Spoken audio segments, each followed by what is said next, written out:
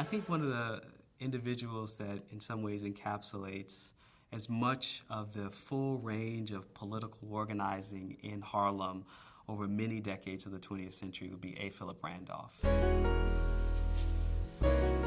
Here's a man who comes into the fullness of his calling first as a socialist. He is the co-editor of a magazine called The Messenger, advocating for taking down capitalism as really the only true road to racial equality, which eventually leads him to union organizing.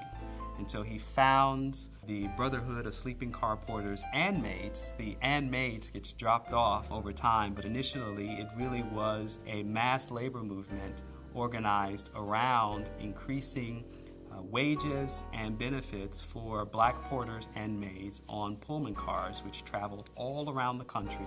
Asa Philip Randolph also is the broker of the March on Washington movement, which is a threat posed to Franklin Delano Roosevelt to integrate the defense industries that were taking advantage of black migrants coming out of the South in response to the opportunities of World War II. And so with the threat of 100,000 black people marching on Washington in 1941, Franklin Delano Roosevelt preemptively signs Executive Order 8802, the Fair Employment Practices Commission. Randolph eventually supports Martin Luther King, the young Baptist preacher in the mid-1950s, and ultimately leads to being the lead planner of the March on Washington in 1963.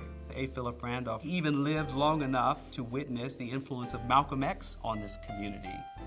So if you just take Asa Philip Randolph, that one life rooted here in this community, and all the different philosophies and ideological approaches that he took in trying to move the needle on civil rights in this country, you get a wonderful sense of the richness of ideas that were in circulation.